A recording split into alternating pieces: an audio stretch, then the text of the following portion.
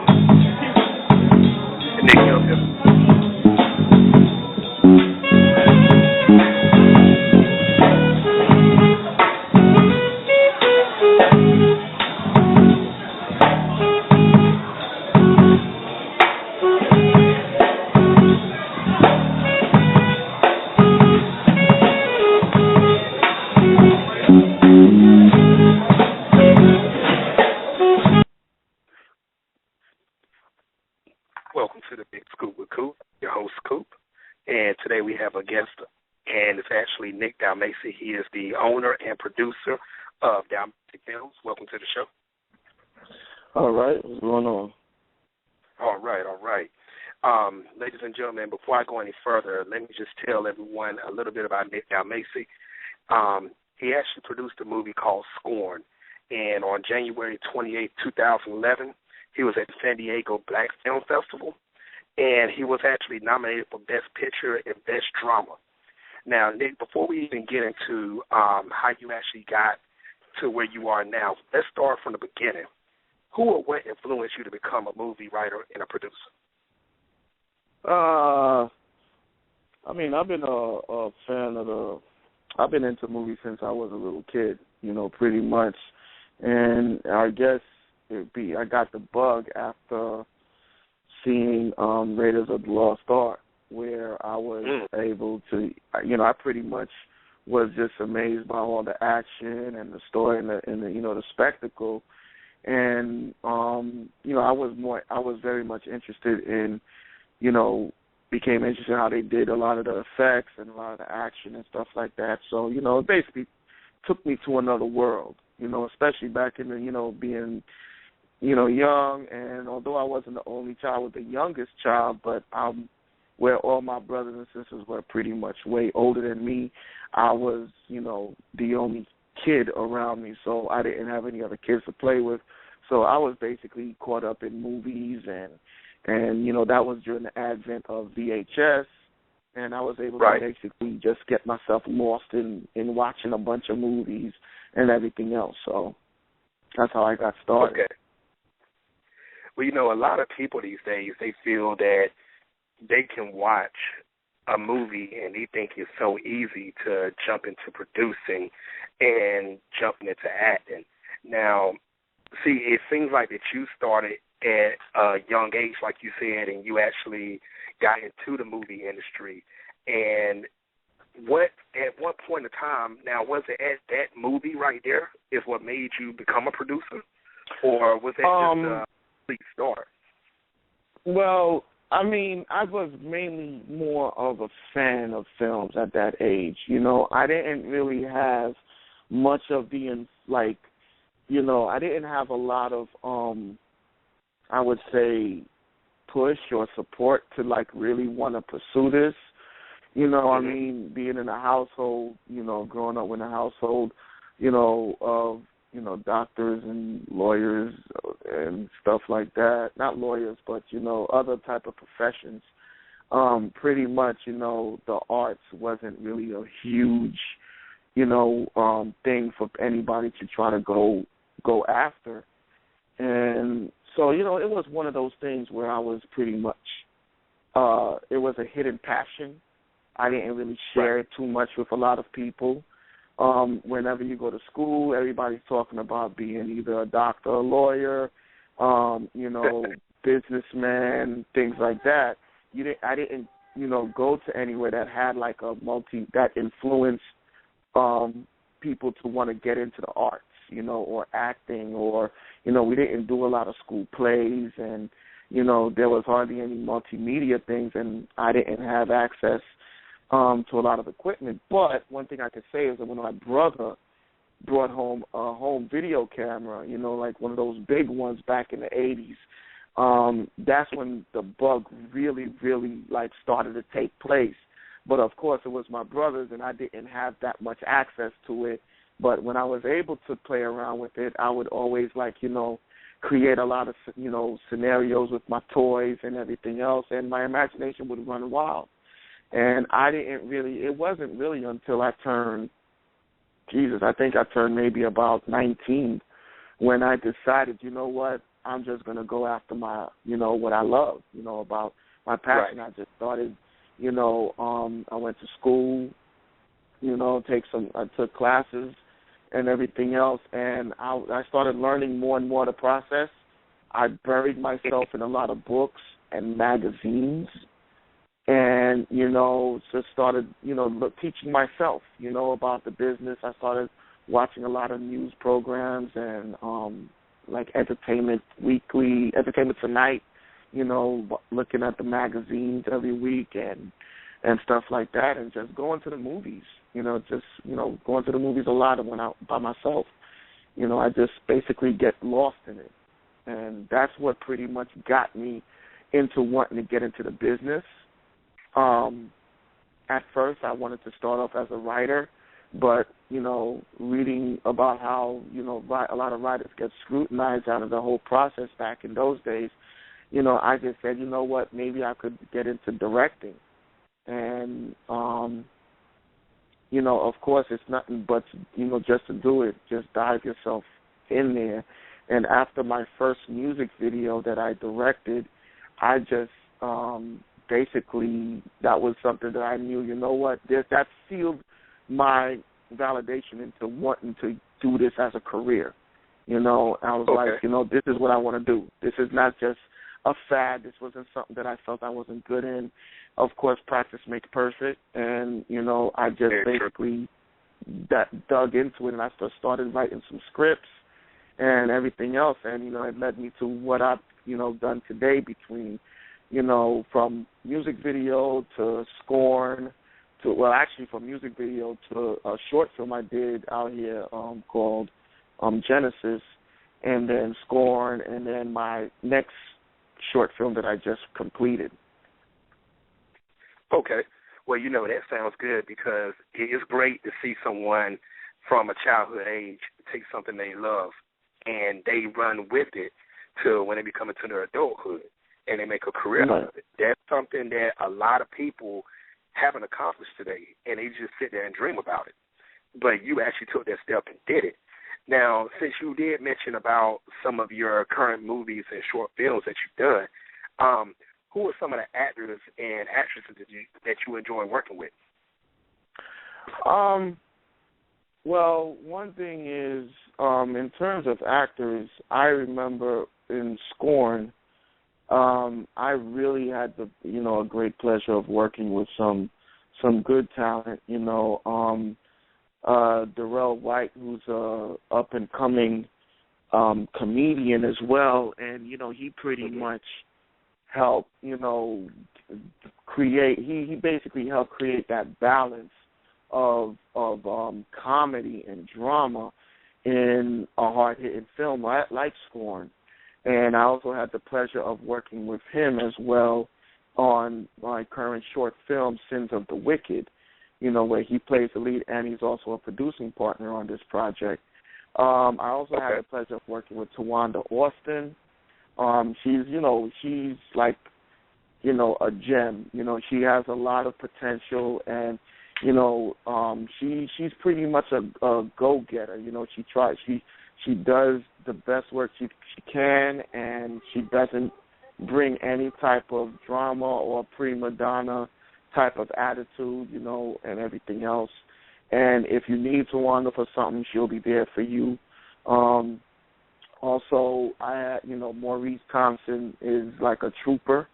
He doesn't complain. He'll do whatever it takes. And this guy pretty much has a very promising career in as a stuntman. I always tell him that and everything else. And, you know, also Shannon, Margarita, and, you know, Deborah Ayers. I had, you know, great pleasure working with them. And, you know, I also had a lot of fun with the girl who played, you know, a child. I forgot her name, but sure, if she hears of this, she'll probably kill me on that. But she was great, man. Her mother, I worked with her mother, Ty Harmony, and everything, and she, you know, she was really really good, and, you know, really wonderful to work with. And Ayanna Smith, that's her name. That's the young lady who, she at that time, she's probably now a teenager now, but at that time, you know, she was like 8 years old or 9 years old, and she was a lot of fun. You know, she took direction pretty good and everything else. So for a child actor, she had a lot of potential. Scorn, right? Yeah. You know, I had a lot of fun. You know, Scorn was a big challenge, and I could tell you some of my cast members pretty much helped me, you know, get through that difficult process in the beginning. You know, we had some bumps. You know, I'm not gonna lie, we did have a few bumps, but nothing that was, you know, a disaster.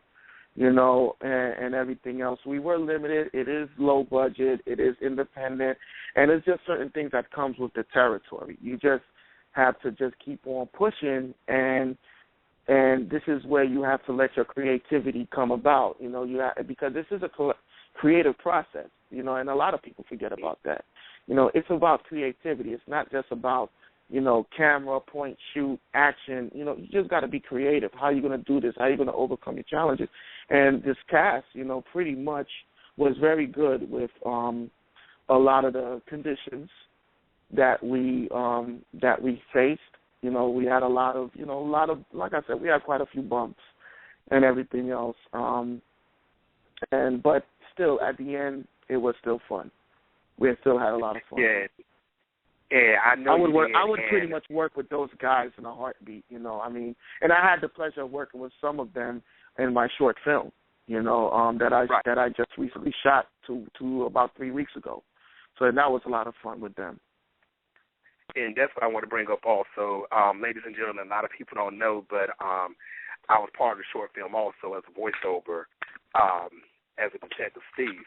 Now, when you talking about hurdles and bumps and everything, now, Nick, I remember we was outside in the cold. It felt like it was 0-degree weather that day.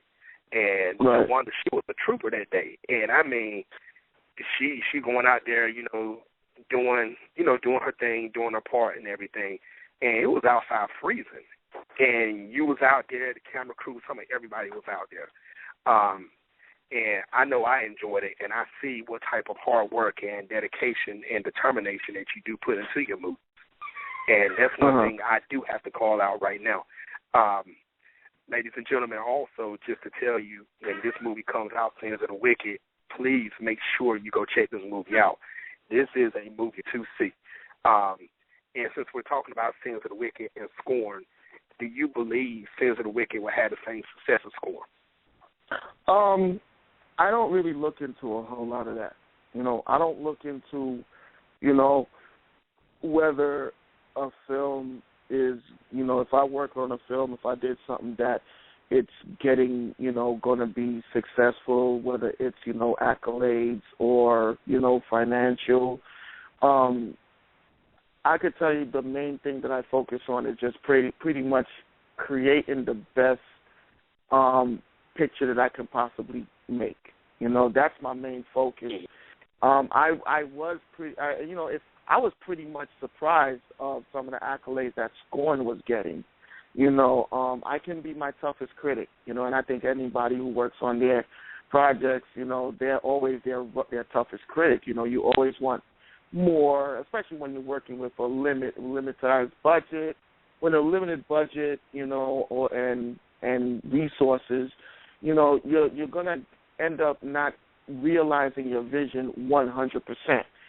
And the thing about it is that I was really tough on myself with Scorn, and I was really, you know, I did the best I could, but I was very surprised at some of the accolades and everything else that we were getting and everything. I mean, I saw it as a big learning process at the same time, because it taught me how to be a better filmmaker, a better, director, and what I need to look for when I go into each project and stuff like that. Right. But my main focus is always about just making sure I'm able to get the right performances, the right cut, the best movie that I could probably create, and that's my main focus. If it gets into film festivals, if it gets nominated for awards, if it gets any type of special looks and everything, I'll be grateful. It'll be cool, it'll be fun, but at the end of the day, it can either put you closer to your dream, to your goals, and it could actually not do anything for you. One thing I can honestly tell you, my first short film, Genesis, that actually, a lot of people were surprised, and a lot of people actually liked the movie, and it actually helped me get the financing to do Scorn. And I like to say that, a film like Genesis was probably the catalyst for what, of what's to come. I feel that good things are going to come down the line. What they are, I don't know. I just have one of those feelings like, yeah, you know what? I feel that, this could be the one that could push it, push me to where I want to be. And where I want to be is like pretty much, making a living working in, in the industry, whether it's working in television, doing feature films, music videos, commercials. It doesn't matter. Me being behind the camera, that's home to me. That's my second home. To me, that's the drug. That's the addiction and everything else. And I wanna, that's where I want to be. That's what I want to do for a living and everything else. But I could honestly tell you, I was pretty humble and surprised at the same time about the stuff that Scorn was getting, the accolades, nominations, and even won some awards at a film festival, and, it was great. It was a great feeling, but it wasn't as great as when I released the film. When I released the film, and I did this on my own at the Rialto Theater in Raleigh, to sit there in a room, filled with people, strangers, who basically came out to, see a movie that I promoted and everything else, to show support and love, and mind you, on a Thursday. It was a very good feeling. These are not like, I wouldn't say, the difference between film festivals and putting a movie out in public. Film festivals are nothing but, you're going to get, you can easily get criticized at film festivals before you put out, to the public, because, film festivals are filled with, your peers, you can say. So you almost feel like you're being judged, not just by a bunch of, official judges, but like, from the 200 people that's coming out to see your movie and everything else. And it's like, they could either want to work with you, or they could sit there and say, what, better luck next time. But I put it out in front of, strangers, and, everybody laughed at the right parts. Everybody was emotional and quiet at the right parts. I mean, it was a great, great turnout, and I think that was the best feeling. The movie didn't make any money. I didn't make a dime off of it, but the best feeling, the best reward was that I was able to showcase this in front of about 300 people, What was your reaction people I don't know. Those people? I mean, I was like, wow. When I saw it before the movie started, I was pretty much, nervous, because I was like, these people are going to bury me. But after seeing the film, and I was like, whoa, after watching it with them, and I was standing in the back. I'm sitting there, and I'm standing with Darrell, and we just like in awe with their reaction. Clapping and cheering, and after the movie was done, people were crying and everything else. It was a great feeling, great feeling. It's like, wow, now it's like now I knew. It's like I thought that the music video, if the music video pretty much cemented my feel of wanting to do this. Scorn gave me the feel that I can do this and I can do this even better, and that was the greatest feeling in the world, because what, I don't feel like, you give me the right budget, the right professionals and everything else, we're I know I could make a great, movie. I don't have to, and it does. I'm not saying that money and profession, of course, you want professionals to definitely work, as a crew. You definitely want that because it'll make your life much easier. But, I've seen some films that really didn't cost anything, were great. It's trying to be some of the great films ever. Budget movies. Mm-hmm. Yeah, and even have potential to be great. It's just about telling a story. That's very true. Simplistic thing. This is what doing a movie is all about. It's you're trying to tell a story, and I would think that all of us want to hear a good story. We were all listening to everybody was listening to good stories, Red Riding Hood, Humpty Dumpty, all those stories from back when we was in kindergarten. Those are stories that captivated us. So that's the thing that so if you look at some of the movies that from long time ago, up until maybe the 90s, those stories, I should say up until the early 2000s, really, they were stories. They weren't just movies; they were stories. That's true, but let me ask you this then, Nick, since you are bringing up, the 90s and 2000s. Now, do you feel like it's harder for people to get into the movie industry now compared to the last 20 years? Much harder. It is much harder.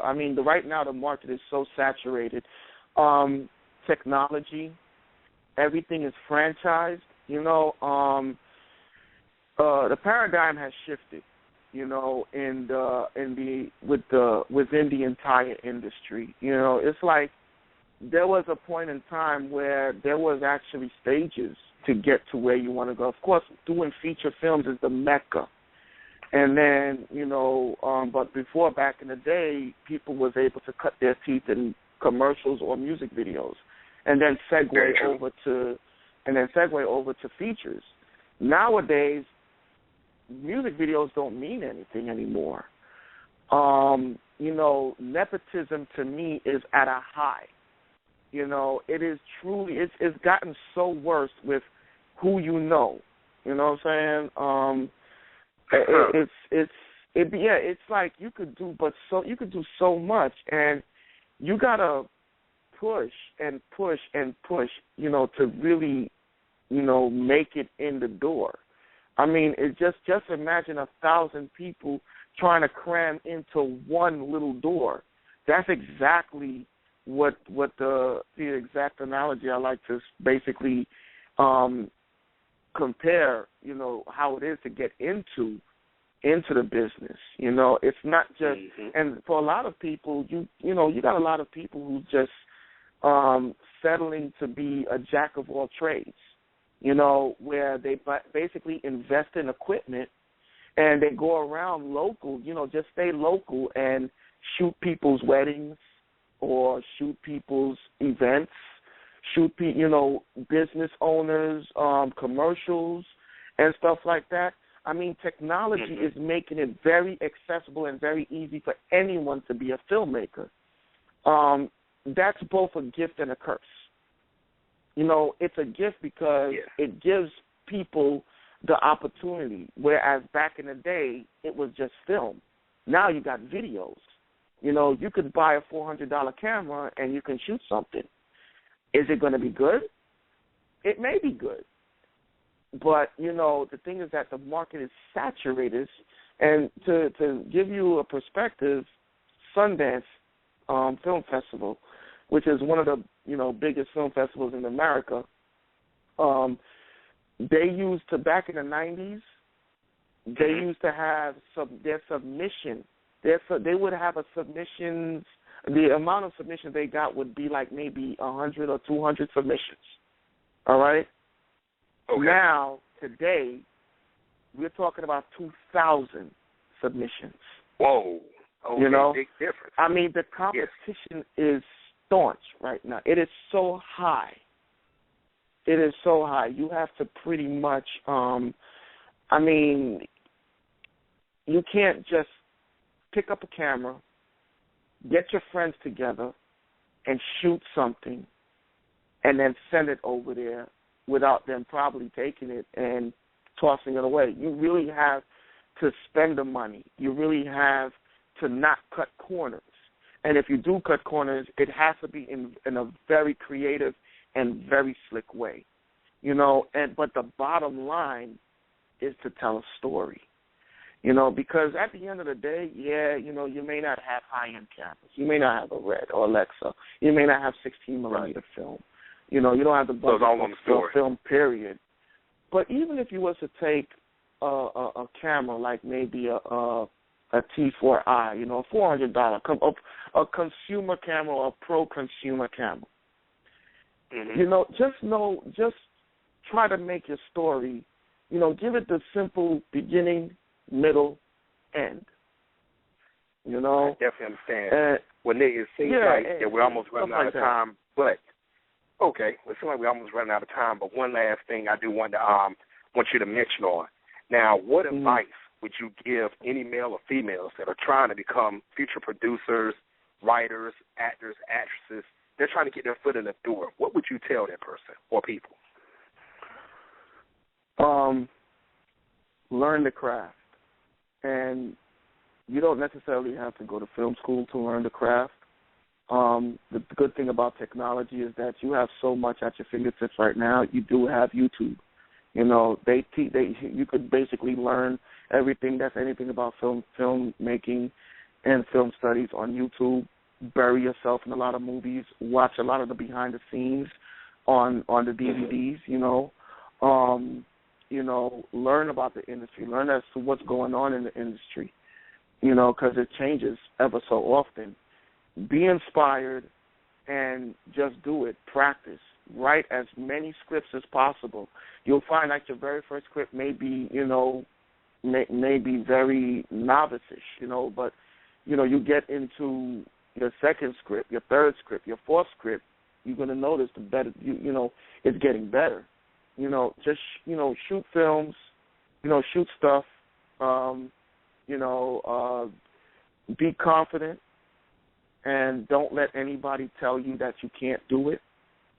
Don't take no for an answer, especially for the first time. You know, just try to, you know, get your hustle on, you know, to shoot. Try to find ways of being as creative and surround yourself with a lot of creative people.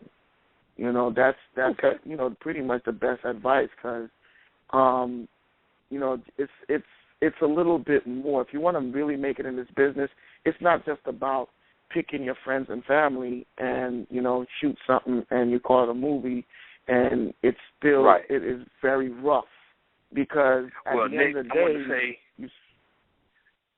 I want to say, well, thank you very much for everything. Our time is up, and you officially got your scoop right here on the Big Scoop with Coop. All right. No problem, man. Glad to be here. All right. Thank you very much, Nick. And hopefully you'll come on the show again. All right. I sure will, man. All right. Well, thank you very much, ladies and gentlemen. Once again, Nick Dalmacy.